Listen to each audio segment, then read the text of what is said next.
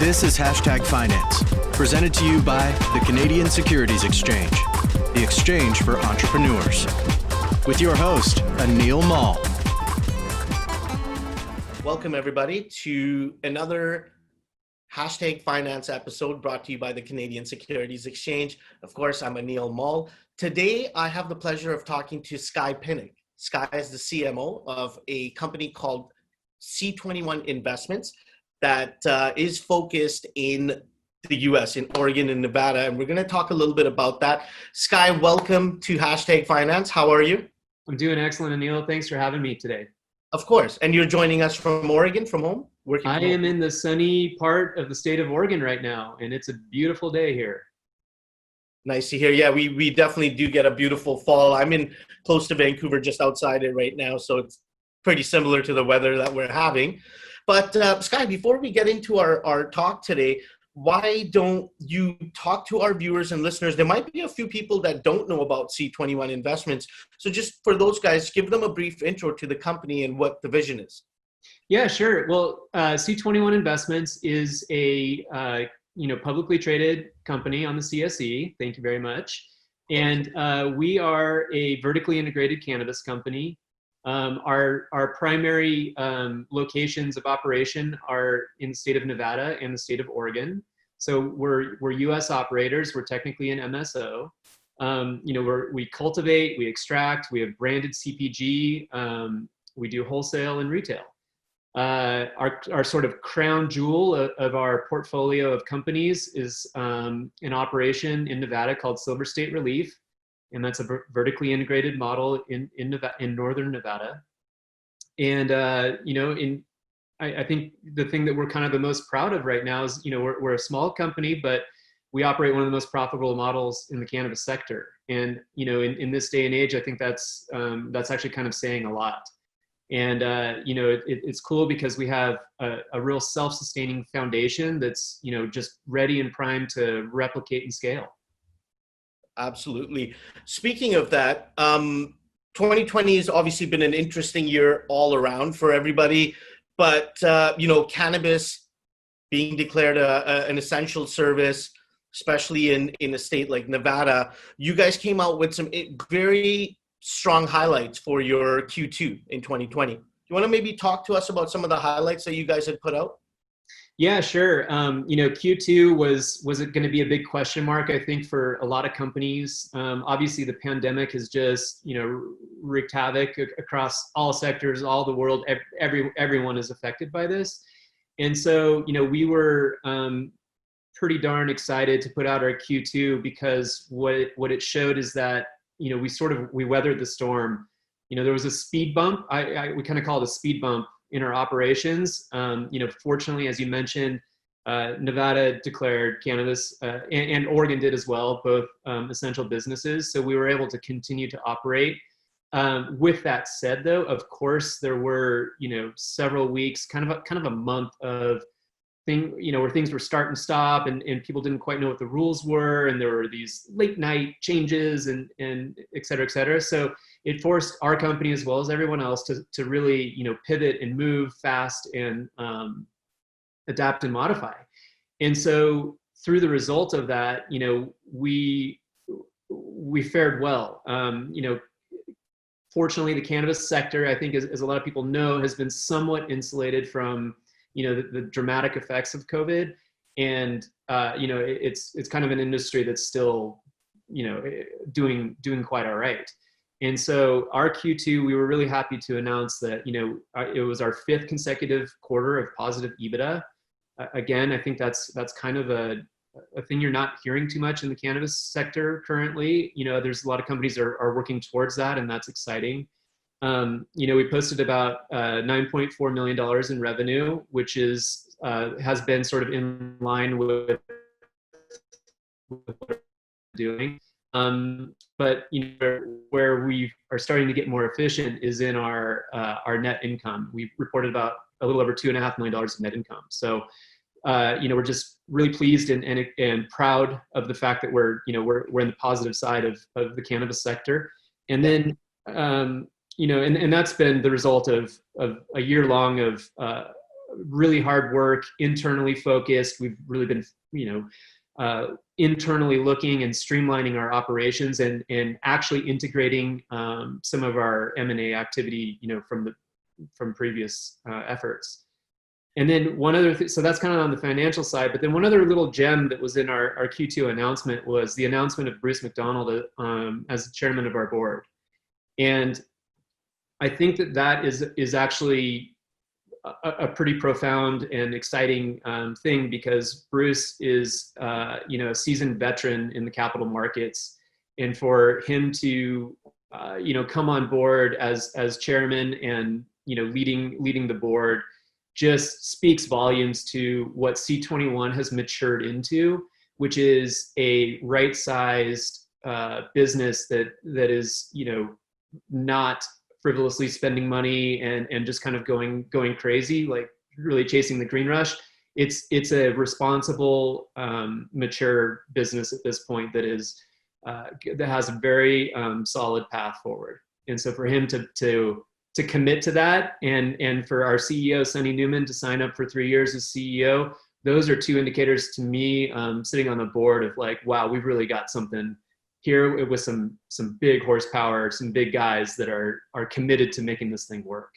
Absolutely, and I was I'm glad that you touched on a few of those points, because my next thing to you was going to be on what that path was to lead the path leading up to be able to put out such strong reports on the company. You did mention Sonny. He has come on board as the CEO of C21. Do you want to maybe talk about his role, how long he's been there, what his vision is? Yeah, absolutely. So Sonny is the consummate businessman. He has built an incredible electronics business in the state of Nevada, and he built the Silver State Relief business there that he then C21 acquired. So C21 acquired Silver State Relief, and Sonny, with his operational excellence and just kind of no BS business mentality, was the right candidate to sort of step up and elevate to then the CEO of not just Silver State Relief, but of C21.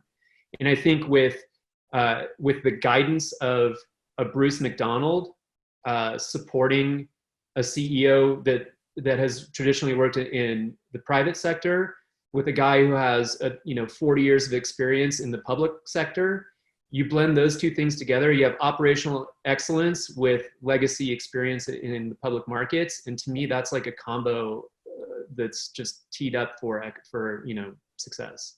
And the path is kind of leading to that. Why don't you talk to us about Silver State Relief a bit more? What is it? Yeah, so Silver State Relief is, like I said, it's a vertically integrated model that's in northern Nevada. So, a lot of people, when they think of the state of Nevada, they think of Las Vegas, because that's obviously the big beacon of light. But in northern Nevada, in the Reno area and Lake Tahoe area, there's a huge population and a thriving business, sector and all this stuff. So what Sonny and his team did is they built, just a fantastic dispensary model in northern Nevada. They see about 40,000 in-store visits a month. It is a high volume, just amazing shop. And then it's supported with, a grow and an extraction business as well. And then just outside of Reno, about 40 miles north, is a smaller town called Fernley. And it's the interesting thing is the first one in northern Nevada that you mentioned does 40,000 walk-in customers per day. Right. And the 40,000 is between the two stores. So within the Silver State model of our two stores, we have about 40,000 walk-ins a month. And I feel the interesting part to point out for most people that might not really realize is this is not on the strip. That's exactly it. And I think that's kind of, we're a little bit of an unsung hero in that sense. I think a lot of the attention goes towards the Vegas dispensaries because that's where the tourism, mecca is, millions and millions of tourists a year. So it's sort of at the top of people's minds. And, in northern Nevada, yes, there is a thriving tourism business, or economy there, but there's a lot of locals. So I mean, we really have a store that is sort of insulated from a tourism model. Yeah. That's really interesting. So are you guys obviously looking at more acquisitions, more locations? Is the focus to stay out of the Strip and focus on the other areas of Nevada? That's would be fair to say. Yeah, well, look, for the last year, like I said, we've been incredibly focused looking inside ourselves, for internal growth. How can we make the business self-sustainable and build that solid foundation for a business that we can build upon. And so we're sort of we've always had our ear out for any opportunities, especially in the state of Nevada. We're not ruling out the Strip by any stretch, but we have been, like I said, we've kind of been focused looking in first. And as we've kind of spent the last year, fine-tuning our operations, we are now looking a little more down the horizon and getting a little more excited about how do we now expand upon the excellent model that we have in Northern Nevada and use that infrastructure and those SOPs and just the operational excellence that's there to then expand upon that. And, the Vegas area is absolutely attractive and interesting, and even more so might be the outskirts of Las Vegas, where where the working people are commuting back and forth and things like that. So it's all on the horizon. Perfect. Sky, I'm not sure if you want to comment on this, but what has shareholder sentiment been like, not only on the growth of the company, but the vision? Yeah, that's a great question because I keep track of kind of what people say on Twitter and some of the bulletin boards and things like that, because I think it's always important to know what other people are talking about you.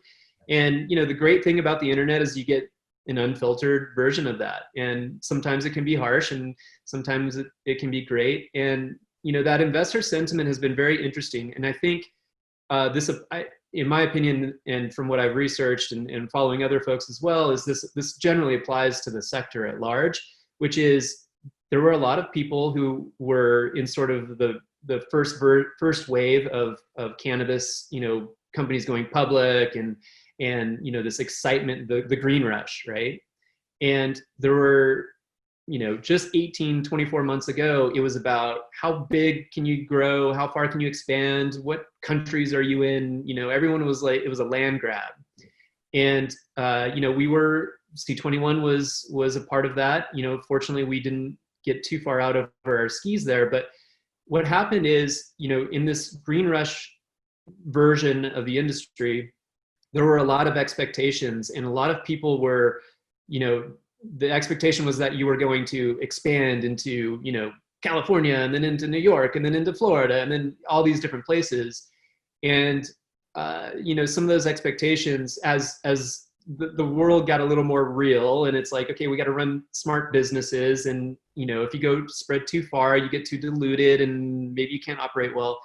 And so anyway, my point is that the expectations were set very high and maybe inappropriately early on. And, some companies have been hard to meet some of those expectations, ourselves, included, or whether it was direct or indirect. But my point is that, we've been focused on fine-tuning our operations, and the investor sentiment is maturing with our business. And I think the folks that have been following us for a long time have seen, we started out, with shooting for the stars, hoping to land on the moon. And we're now going, okay, well, hey, let's make sure that the rocket ship works first before we even launch. And so our strong followers and the people who are really engaged with what we do are really seeing that. And the light bulbs are going off and going, oh, wait, these guys have posted 5 consecutive quarters of positive EBITDA. Holy cow, that's actually a real business. Yeah. And yeah, maybe they didn't open, 14 new dispensaries across the US and Canada, but they're turning a profit. So that's actually something that's worthwhile. And so it's been very interesting to see, that expectation curve go from, oh man, why aren't you guys opening 1,000 stores to, oh wait, you're actually running a real business. Yeah.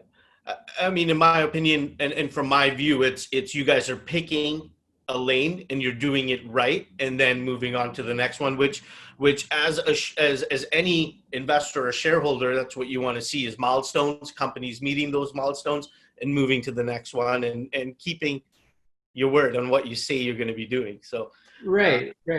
I think 24 months ago, people were building their boats as they were leaving port, and that's kind of a dangerous route to go, because you don't have a fully built boat yet.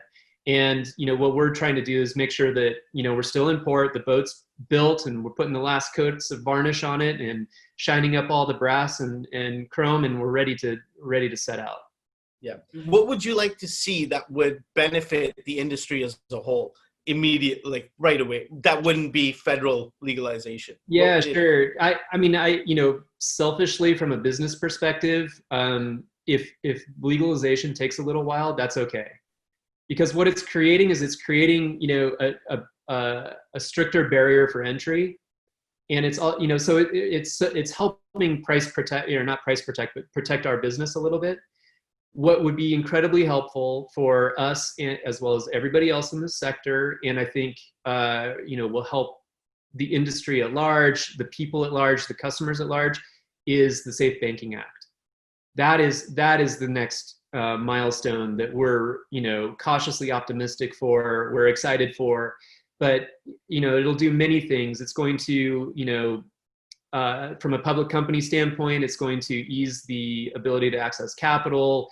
From a consumer standpoint, being able to have customers be able to pay with a credit card at a transaction, it's going to make their life easier. So from the full gamut of opportunity, the Safe Banking Act is obviously the next key thing.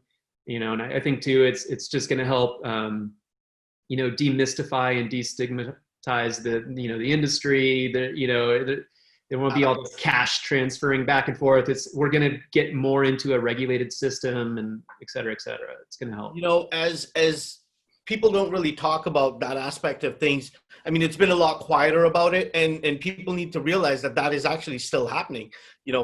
Bags of cash and people not being able to have access to banking and stuff like that. I mean, as it's becoming more mainstream, it gets in the back of people's heads, but people need to realize that these are still challenges that the industry faces as a whole.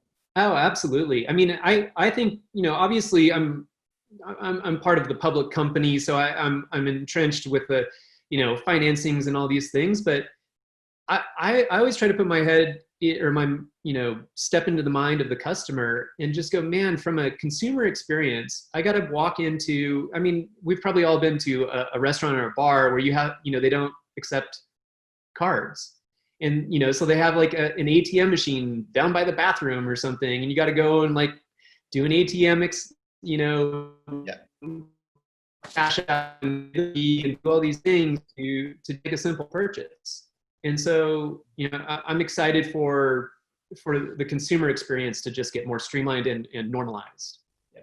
Speaking of consumer experience, walk us through what would happen if someone was to visit one of your locations in Northern Nevada. Well, I tell you what, you're going to walk into, a very streamlined operation. A beautiful space that's inviting. It's not alienating to any walk of life. It's clean, organized, straightforward. You walk in, the products are displayed. There's digital menus. It's really current and up to date in terms of technology. And you walk in, and I think we have 27 cash registers or something. So it's very quick. I think, I'm not sure exactly what the amount of time that a customer spends in our store, but it's very short. And it's designed that way because, this is a convenience play for a lot of just, average people.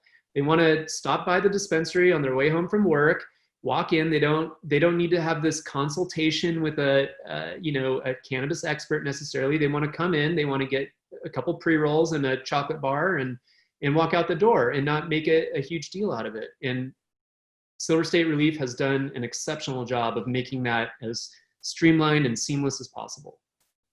Very nice. And then, so are you guys, I would imagine that you're very involved within the community as well. Are you able to talk about any of that? Like, are you guys involved in community events and things that you guys do to, you know, attract not only new consumers, but keep the consumers that you have right now? Because I imagine it's a very competitive space. Yeah, sure. I mean, we do as much as possible. So of course, this is still a very regulated industry, and there's a lot of restrictions with how we can advertise and communicate and support within a community. You know, for example, you know, you go to the Little League field or something, and you know, we don't necessarily have a Silver State Relief banner in the back of the outfield, you know, because for one, that wouldn't really be appropriate, obviously, for the kids. But yeah, I mean, there's a bunch of hurdles that you have to jump through there. So we do support in all the ways that we can. A lot of it is sort of, you know, out of the public view. So that's also part of, as the industry evolves and becomes more normalized, I think we're going to see a lot more support. A lot more out there. Yeah, because, you know, I truly believe that, you know, because most people in the cannabis space, the majority of people in the cannabis space are people. So, yeah, you know, it's part of the nature to be able to give back to the community and work with the people that are consuming your product. Talk to me a little bit about your background. How did you get into this? First, actually, let's get into what your actual role as a CMO is at C21, and then let's get into your background. Yeah, sure. So, you know, Chief Marketing Officer. I'm kind of the guy who gets to do fun things like this, and you know, my charge really is trying to make sure that the brand and the messaging for C21 are cohesive, but not just C21, but our subsidiary companies and those products, right? So, you know, trying to make sure that the packaging for products looks right, and Instagram feeds are dialed, and all sort of all encompassing, you know, everything that you consider sort of the look and feel of not just C21, but you know, the subsidiary companies as well. So I get to have a lot of fun, you know, conversations like this and work with creatives and all that good stuff. So speaking of creatives, I see you've got some vintage cameras in the background. There's a TDK tape cassette. Talk to us about what your passion is and how you got into this business. Yeah, well, so I'm a filmmaker by trade. I've spent about the last 20 years in that space, you know, specifically in commercial production and, you know, directing TV commercials. My background, I started at Microsoft Studios a couple decades ago, and worked my way up there, and, you know, I've been doing it independently ever since. So I get to produce all kinds of fun commercials for big brands, and, you know, how I sort of use that background to transition into cannabis is, you know, spending the last couple decades building brand for other folks, for you know, national companies, international companies. You know, I've learned a whole heck of a lot, and, you know, I've always had the desire to build my own thing. And so, you know, I had a few friends that were getting into the cannabis space right as it was, you know, transitioning into recreationally available in Oregon. And they came to me as an entrepreneur and said, you know, that they needed a little help because they were the experts on the cannabis side, but they didn't know how to run the business side. And so, you know, it was a match made in heaven. These are some, you know, lifelong friends, and a pretty easy transition. And for me, what it created was an opportunity to, you know, create a brand in an emerging market that was very nascent and very, there weren't a lot of people creating packaging and logos and things like that for cannabis. This is about 10 years ago. And so, you know, weed came in a Ziploc bag and was green and, you know, was just called weed. And so what I saw was a real opportunity to, you know, bring all that together under a brand, create a brand around cannabis. So the company that I founded was called Phantom Farms. And, you know, it's a primarily cultivation company in the state of Oregon. And, you know, I saw a real opportunity to create a lifestyle brand around cannabis instead of going the direction that most people were going, which was, hey, we make the best cannabis and it's this flavor and that flavor. I said, let's do something different. I've done a lot of work for Red Bull specifically, building this culture and this lifestyle around a product. I mean, Red Bull is they technically are an energy drink company, but really they're a cultural lifestyle brand. They create all this great content. They have this, this cultish following around, their ethos. And so what I really wanted to do was apply that tactic to this space, especially as it was an emerging market and no one was really doing it. And, as a marketer and a branding person, I look at this as an opportunity, man, if you could rewind the clock back to the end of the alcohol prohibition and you were a Jack Daniels or something, right? I mean, how cool is it to build what becomes a legacy brand out of an emerging market where, prior to there being brands, it was all just bottles of moonshine, in mason jars or something, right? So I saw the correlation between the end of prohibition of alcohol and an opportunity at the end of prohibition for cannabis. Very interesting. So you've as a cinematographer, you worked on numerous campaigns internationally, and then you came into the cannabis space because obviously you've seen the culture and what was happening. What makes you so passionate, not about the industry, but why are you so passionate about the plant?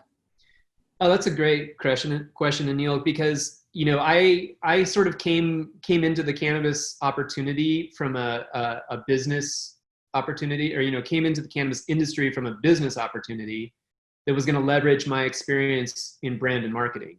Yeah. And I didn't know anything about weed. I mean, I know that it exists and it comes in the bag and it was green. Comes in a baggie. Yeah. And I didn't know the difference between, indica or sativa or, gassy strains or fruity strains or, any of this stuff. And so I became a very quick study. I could probably grow a cannabis plant right now. Because just by proximity, I've learned from the masters and partners and all these people. I know a dangerous amount about the plant now. And what I think is really fascinating, and I would say that this is a sentiment that I've heard from a lot of executives in this space, some on your show, that everyone kind of comes at it from a business opportunity. And then as you start to do the research and you start to really learn how powerful this plant is and how beneficial this can be, you go, oh my God, this is something very special. Unlike alcohol, where there's a recreational purpose for it, there is no medicinal purpose for it. I mean, maybe people could argue that the glass of red wine, is helpful, but I think that that's a little bit of a stretch. But I think that there will be more supporting evidence that cannabis is actually, medicinally helpful. And so, I mean, from a sleep aid, from anti-anxiety, and then it also has a recreational component as well. I mean, it's a great social vice to enjoy. Definitely. So yeah. I was going to jump in there when you were talking about wine and say, can anyone really have only one glass of wine? So it kind of becomes an excuse, right? Well, I mean, it's kind of good for you to have one glass, so two's not so bad. But then it's also that stigma, like you were alluding to, where there's still people don't think twice about posting a picture with them with a glass of wine, but there's still that stigma when it comes to cannabis, where still we got to keep it under wraps. Absolutely, and I think that's something really fascinating in my experience here. So I'm about a decade into being involved in this space, and 10 years ago I was very much a silent partner. It was, I'm thinking about, okay, well, do I smell like cannabis, before I go here and there? Like, don't take a picture of me, with the grow in the background. I'm very, very aware of the stigma. And as you continue down the path, it becomes less destigmatized more and more and more over time. And now the thing that I think is amazing is that why can't you take a picture of yourself with cannabis in the scene just like you would with a glass of wine? Nevada and Oregon, it is no different than alcohol. And so what we're starting to see, and the thing that I really like, and for, the people that work with us who have children and all these things, is it's becoming more and more normalized. And I think as we do that, it takes the stress and pressure away from it, and it takes some of the crime away, and it doesn't have to be in the shadows. Everyone can be more transparent. So, one of our employees, he's a lawyer, and he has children, and he's transparent and vocal with his children. He works for a cannabis company. It's no different than if you worked at a brewery. And that is an amazing evolution of my experience in this, is that sort of normalization, and for it to be okay. And I've personally gone through that. Now I'm proud of the business I built in my association with C21, instead of, oh yeah, I'll do this because I think it's an opportunity, but keep me in the background. Yeah. Yeah. No, I can just tell by our conversation that, you truly have a passion for this industry. And that's why I brought that question up, because I was curious, and you can just tell the way when you talk about it that, you really do care, not only about the company and its vision and what you guys do, but also the bigger effect that it has on community, on people in general. So that's great insight to get from an executive like yourself. I want to get back into the company a little bit. So obviously you guys came out with some very strong numbers. Going into or closing out 2020 and going into 2021 now, what are some of the milestones that our audience can look out for, or that you're able to comment on? Yeah, well, that's a good question. We, like I said, we've focused internally, and now we're starting to lift our heads up and look down the horizon. I think the thing that we're excited about is we have built the infrastructure and the foundation of a well-oiled machine and a very solid business. And so, augmenting that, using that infrastructure that we have, we have, for example, we have a large grow in Northern Nevada that is not fully developed. We have room to grow within that. So, I think our next steps are looking forward to, looking down the road a little bit and seeing how we can add on to that infrastructure to maximize the infrastructural, investments that we've made. Specifically and especially in the state of Nevada, where it's a limited license state. It's a sort of a controlled environment, and we have a strong foothold there. And I think we look to, expand upon that foothold.